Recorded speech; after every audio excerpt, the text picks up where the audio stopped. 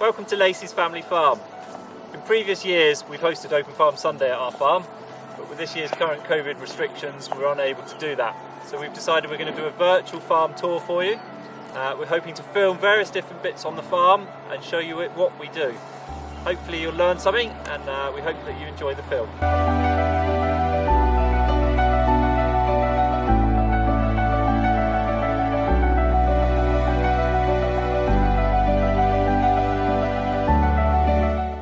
Laceys Family Farm is a mixed farm in the Chiltern Hills. We farm about 450 acres and we have dairy cows, beef, chickens and arable. The cows are all pedigree Guernsey cows, and every cow has been born and reared on our farm. Beef is a mixture of Guernsey beef, Aberdeen Angus and Belgian Blue, and we grow grass, winter barley, spring barley and maize as the crops on our farm. These are the highs. There's 49 in this group, and they are the ones that most recently calved. They would have calved in the last 3 months, and they give the most milk. They give about 50 litres of milk a day, and they have a special ration which will make sure that they've got lots of protein so that they can produce the most milk that they can. A cow will stay in the highs for 3 months, and then they will go into the lows. The lows stay out 24/7 in the summer, and then they'll come in the winter in their shed. Cows will stay roughly in the lows for about 6 months before they then go into the dries. A cow, when they are dry, is basically when they have a vacation. So they go out in the field for 2 months, they enjoy themselves for a little while, and then come back in their last 2 weeks before they calve, so we can keep a close eye on them. So we put them in the shed, we'll look at them every day, we'll feed them a special blend at night, and this will make sure that they have all the vitamins and minerals they need before they have their calf. They will then calve down, they will stay with the calf for 24 hours before they go back into the highs, and then the routine starts all over again. We grow 3 different crops on the farm, the main one being grass, which we use for silage and grazing. We grow forage maize, which is fed to the cows during the winter, and we grow this, which is winter barley. Now, there's multiple reasons to grow this. We'll harvest at the end of July, we'll harvest this grain and we'll use that, we'll roll it and feed it back to the cows. We'll harvest the straw, which is a stem, and we'll use that as bedding for the cows all winter. Also, it works in for the rotation, so we want a rotation of our ground so that we can grow one crop and then we'll change to a different crop after. So we'll grow grass for 5 years, then we'll grow barley for a year, and that will cultivate the ground. We can add nutrients in the form of muck, and we're improving soil structure all the time. And then we'll grow maize, which is another crop we'll add a lot of muck on, which is a hungry crop. So all 3 of them will serve different purposes for what we need from them, and also how they look after the soil. So all of this field, we've got about 100 acres of barley this year. This will all be ready to harvest at the end of July. So nature and the environment and the role our farm has in that is very important to us here. So there's multiple things that we'll do to help encourage, whether it be wild birds, wild flowers, native species, all sorts of different things. So around the farm we've got miles and miles and miles of hedges. We've actually got more hedges now than we have ever had at any point in history. And we have different cutting patterns for these to allow different things to flower, different birds to nest, things like that. So we've got over 9 miles of hedges across the farm. We've got a lot of woodland boundaries, we've got a lot of trees in the fields. We've planted wildflower mixes. We spent the winter feeding supplementary feed to wild birds to encourage things like yellowhammers and corn buntings. And we've also got owl boxes, kestrel boxes, that we've been putting up with the help of Borg in the last few years, and Bish and Barn Owl Group. And so in the tree above us here is a barn owl box that we've got, and that's just one of the things that we're doing to try and encourage nature and wildlife across our farm.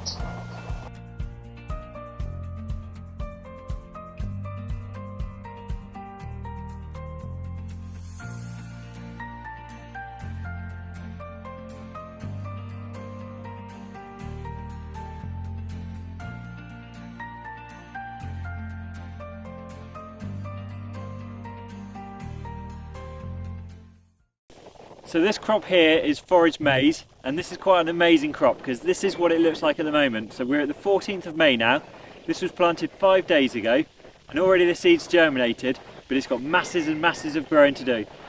So by the end of August, this crop that's bare at the moment will be about 8 foot tall, and then by the end of September we'll be harvesting, and we'll get about 15 to 20 tonnes per acre of crop. So we've got 54 acres of crop in the ground this year, and that will be used to feed the cows all through the winter. So it grows very quickly, it wants warm, wet weather, but it's very, very hungry. So all the muck and manure that we produced from the cows last winter, we've then spread onto this ground, we've then ploughed it in, and it's got all the nutrients there ready to feed this crop. So once it starts, it's going to grow rapidly, we're going to produce massive volumes, and then we'll harvest the end of September, and yeah, that'll be our food for the winter. Because we're a dairy farm, the most important crop we grow is grass. So we're planting specific varieties of grass. So here we've got Italian ryegrass to gain maximum yield. So we're looking for yield, we're looking for quality, proteins, sugars, so that the cows will take the most benefit they can from all the grass they eat. So this field here was planted last autumn. We are about to start cutting it for the first time, so in 10 days time we'll cut all of this. This will all get silaged, which is basically pickling, and this will be stored for winter feed. 6 weeks after that we'll then take a second cut off of it, and that will then get added to the first lot and be stored for winter feed. And then 3 weeks after that, cattle will come down here and graze. So kind of by July this will be full of cattle grazing, and they'll be out here all the way through till November when they come inside again, and then these fields will get shut up. They'll get grazed by sheep over the winter, which will tidy them up lovely, and then the cycle will start again, and we'll chain harrow, we'll roll, we'll aerate, we'll add fertilisers, all to produce another good crop of grass again next year. So this crop of grass will be it'll be down, or it'll be growing for 5 years, and then after 5 years the good quality grass will have run out, and we'll plough this up, we'll add muck, and then we'll plant our winter barley or our forage maize, and that's what our rotation is, to improve the ground quality all the time. These are the calves. So they are kept with their mum for 24 hours before we pen them up with 4 other calves. They are kept in groups of 5, and we do this for social interaction so they learn behaviours of each other.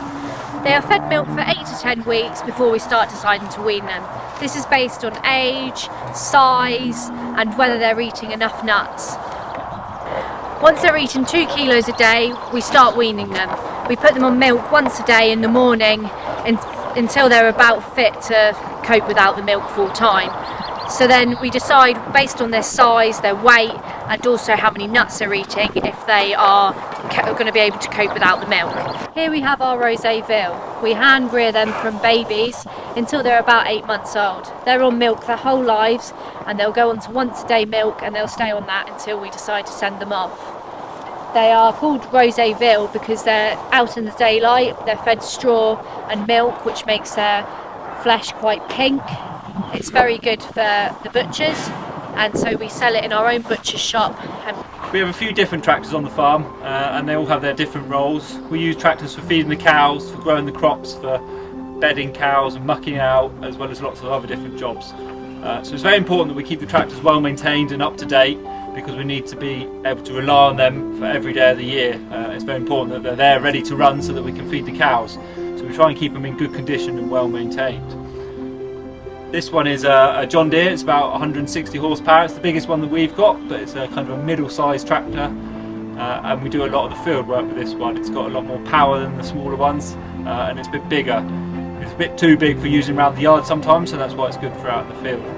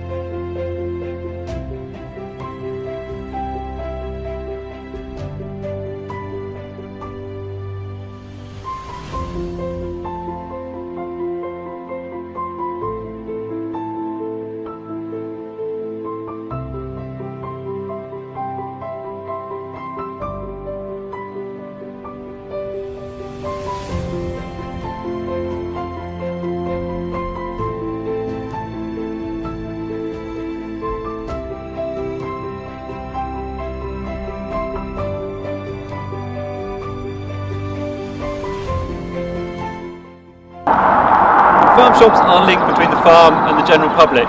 We aim to produce as much as we can off the farm to sell through the farm shop, and the team in the shop work really hard to produce and display the stock that we have really well. The standards we set on the farm are as high as we possibly can, and we treat every animal with the utmost respect and time and care that we possibly can. We're really proud when we can get our milk or cream or eggs or meat onto the shop and tell the customer how we've reared it and how we've looked after it, and then they can go home and make a good meal with it.